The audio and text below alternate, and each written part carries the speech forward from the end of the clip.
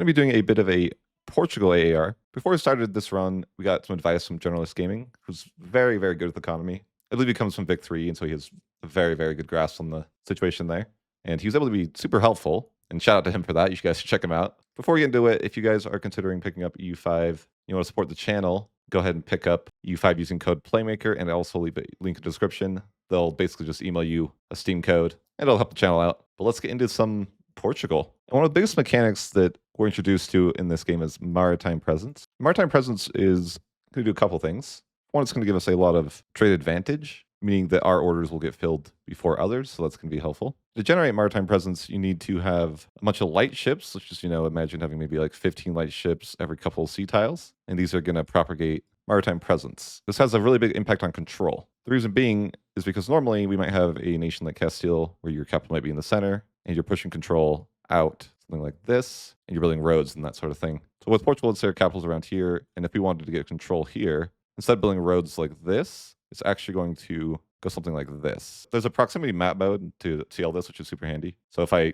click over here, it's going to draw a line to the quickest route to that province. And there is an objective the boats need to do called patrol. When you patrol, you want to patrol in provinces that are next to you, otherwise you take attrition. So for example, if I try to patrol up here, that wouldn't be really feasible. One thing to note about patrolling is that you need to use light ships, and normal nations don't have access to these until sometime in the first technology. Let's just say maybe roughly 1360 to 1370. Though Portugal and all of Iberia have special ships, so they essentially have access to light ships right from the get-go, which is going to be obviously a big advantage. It's be a little bit of a different run because it's more about building, and so it is going to be kind of important for me to explain to you these kind of building mechanics. The idea here, though, is that we want to stack proximity impact modifier. So a modifier we want to stack here is proximity cost through port. So the idea would be something like you're going to build cities in all of your coastal provinces, and you're going to build a dock that gives negative 10% proximity impact. And then you're going to want to build a wharf as well, which gives another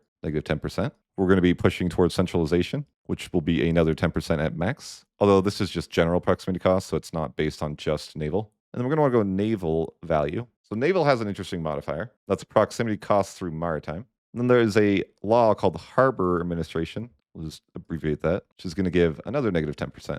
But to be able to get this reform, you have to push your naval value to at least 50. So throughout the campaign, it's going to be important that we push this and then eventually be able to pass that reform. You can kind of see the idea here is that we're really modifier stacking this proximity cost. And so the idea with this type of setup is going to be a bit different than the way we normally spread control. It's going to be more of a build roads from the coast inland. So essentially we have 100 proximity in our capital, and then we're going by boat to some location. And since we stack the modifiers so high, we're not really losing much. Another thing we need to mention is development, and then the count action develop province. We're going to be doing develop province on our capital from the get-go. The reason this is relevant is because development essentially just translates one-to-one into proximity cost. So the idea with doing all that is that you're going to be able to stack that proximity cost to max. So we're basically getting, I think maybe it's a flat cost of like 1, but it's like the minimum cost, because with the development and with all the modifiers that we're stacking, it's pretty insane. What this really is going to do is, let's say, allow you to push tons of control. And again, this is all coming from Journalist. He figured out how to stack these modifiers, so I don't want to take credit or anything like that, but this does give a way to have just insane modifier stacking. And just give you an example, kind of jumping ahead of the campaign, but in 1555, we're able to get 80 control up here. And then when we push into here, it's about 63. I want to take a minute to explain roads too, because we're building roads from here inland, or anywhere we get to a location from the water, and then from there, the roads are going to have to do the work. And to briefly explain how roads work, it's pretty simple. You're going to start at negative 20 proximity pact for a level 1 road, and then you get 5% more per road, essentially. So level 2 road, level 3, and then finally at level 4, you get a negative 35. And the biggest thing to know about roads is that the first roads come in 1337, but you're not going to get level 2 roads until 1537. So there's kind of this gap that's pretty large here in really getting any more value out of roads for a while. So I think that makes naval kind of really powerful until maybe later in the game. Another thing we're going to be doing is when we build RGOs, this costs lumber. And if we're able to have an abundance of lumber, then the cost of these RGOs is going to go down by 50%. So the idea here is that we're just going to overproduce lumber. And then once we do that, we're going to be able to have low prices on RGOs. So then kind of we can build a bunch of lumber mills and then max our RGOs out. we're going to be building a lot of RGOs. And so if we have a 50% discount on all of them, that's going to be pretty impactful throughout the campaign. Sorry to over explain control. Let's get into what happens in the game. So to start off, we're opening a tax map mode, and we're looking at what provinces are valuable to build roads to immediately. It's kind of the idea of just, building up your economy. It's kind of all snowbally. So if we can kind of just be a little bit more optimal here, it's going to be strong. And again, this is all advice from generalists. I don't want to take credit. We're just trying to min-max our opportunities. One thing we're going to be doing as well is we're actually going to care a bit more about the Black Death, because just the idea of kind of that snowball effect where it might not seem like a big loss or, a big difference, but if we can save a bit of population, then, kind of the idea of having these small gains that add up over time to kind of mean a lot. So we're going to go ahead and try to build some hospitals, segregate the infected, stuff like that. Just, do the best we can to save our pops. It's not going to be a huge difference, but it is going to be helpful. So around 1360, we actually get declared on by Castile. He declares a restoration of union. This is like out of nowhere. I was trying to play a tall game, and all of a sudden I get attacked, and I'm just like, okay, get our levies out and see what we can do. So he kind of sends 2 stacks and invades something like this. I think he has maybe 25,000 guys, and I have 15K. But he splits up his stacks, and I'm kind of able to beat them each individually. But I don't really see myself winning this long term. So I'm just trying to win a couple battles early, because battles are really important in the early game. Give a lot of war score. And kind of I'm able to win some decisive battles, and then I'm able to take a little bit of land, just kind of get rid of the war. Again, I didn't really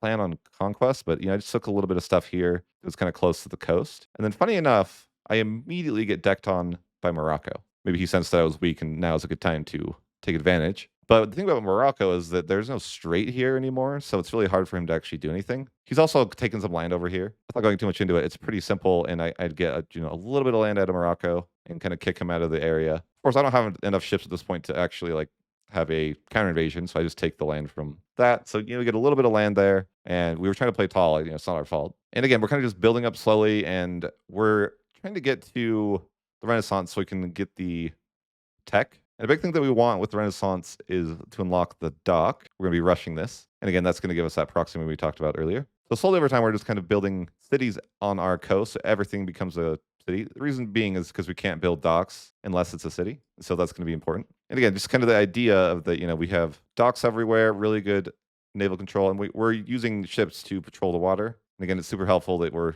Portugal, who has specialized Iberian caravel, I want to say, something like that. So we really got a lot of this naval control. And so it's a different experience than I'm used to, just the way that we're pushing control. And we're building roads a little bit differently than we normally would, but it's super, super valuable. It's actually pretty insane, because I've never been able to get this high of control within my nation before. Kind of learning a couple things about the game we didn't know, like that it's valuable to build up a building in a province. So instead of, let's say you wanted to build a bunch of paper factories, well, you get an extra bonus if you have a higher level paper factory in one province. There's a production efficiency modifier that has to do with this. So kind of learn that it's more valuable to kind of build up a province. And so rather than building buildings everywhere, we kind of want to focus on upgrading a certain building in our capital. Maybe this is a bit boring for my normal viewer, talking about the economy aspects and playing a bit of a more tall campaign. I guess to fast forward, we're really just trying to build up our nation and not really do any wars, just kind of see how that can feel. And I really had a lot of fun, which is good. As someone who usually plays EU4 in a very conquered type manner, I hardly went to any wars, and I really enjoyed this campaign. But I did want to talk, about how things go, and later on, maybe the 1400s, we're starting to colonize a bit since we're Portugal, and that's naturally want to colonize. But kind of hit a point though where it's almost like we're making too much money. We're able to colonize 35 different places at once, and we are met with England. So we're gonna get the Treaty of London, the Colonization Treaty, which is pretty interesting. It allows you to kind of make claims on certain areas where you're kind of saying like, this is mine to colonize. Of course, you can just violate the treaty if you want, and that costs a bit of antagonism. But we will lose a bit of prestige monthly for violating this treaty, but we don't really mind. Without going into too many details, maybe this advice was too good. I'm making more money than I have made with any other nation before. And again, you colonize in this game via location, which is essentially a state in EU4. So being that I'm colonizing 35, essentially states from EU4, you can imagine that's pretty insane. We're able to, say, colonize the entire Caribbean all at once. And we are paying $1,000 a month to do this. But again, our economy is just so good because of that modifier stacking that we're able to do. I definitely had a lot of fun building up my nation. And, again, I won't go into too many details of what I'm building throughout the campaign, but, there's a lot that goes into it, and kind of figuring out what good is the most valuable. And I'm not even really that proficient at it, of course. I'm just learning. Usually I'm a conqueror type guy, but I had a bit of fun here. Do want to mention Portugal has some pretty insane tax modifiers, and I'm sitting in 1555, my current campaign, and right now I have 52% tax efficiency. And of course, part of the issue, and I wanted to just kind of point this out. Maybe you guys have seen the lemon cake video, but the estates seem to be going into the negative here, and I just wanted to give you kind of the numbers. I just want to give you a bit of an estate breakdown just to kind of show you the strangeness of the estates. And so what these numbers here indicate are basically what money each estate has left each month. So the nobility is spending more money than they have. The clergy is actually making money. Peasants are making money, and the burghers are losing a lot more money than they actually make. And interestingly enough, the burghers are buying books the most. And part of that is because we have a reform with Portugal that increases tax, but makes people want more books. So it actually seems like a super powerful thing for Portugal to have. Now, I want to talk about tax efficiency because it's kind of a strange modifier, I feel like. And again, Portugal is probably the best nation I've seen for tax efficiency, but just kind of giving you guys some of the numbers, and we can kind of try to break it down. I kind of understand like how this modifier works or why. Like it's almost like you're generating money from thin air or something like that. But again, that's just me not understanding it. But I'm just going to talk about kind of the burghers breakdown. Again, this is going to be from 1555 in the campaign, so it's a bit later on. So I want to talk about the weird burghers tax issue. And seems like a bit of an economy issue. And this kind of leads to the idea of having too strong of an economy and then, maybe getting bored of the campaign sooner because you're just too rich. So in 1555, we're just looking at the tax efficiency of our nation. Portugal has 52% tax efficiency, or at least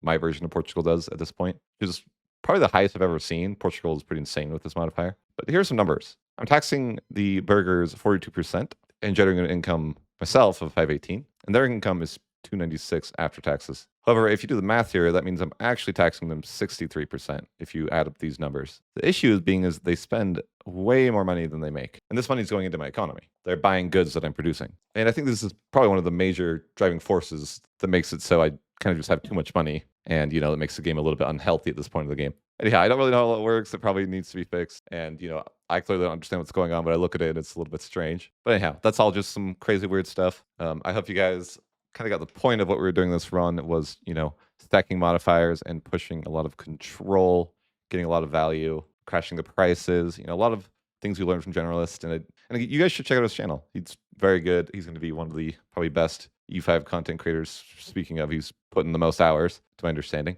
But also, yeah, Naval is insane. And I'll definitely be using that more in other campaigns. And yeah, let me know what you guys think. As always, work in progress build. Don't overreact. All the normal things. Just let me know what you guys think. I'm actually having a lot of fun with this patch, and I had a lot of fun playing tall. So I'm pretty optimistic from this point. Actually, the game's going to be really good. Probably just some number changes that need to happen. Anyways, I hope you guys enjoyed and have a good one.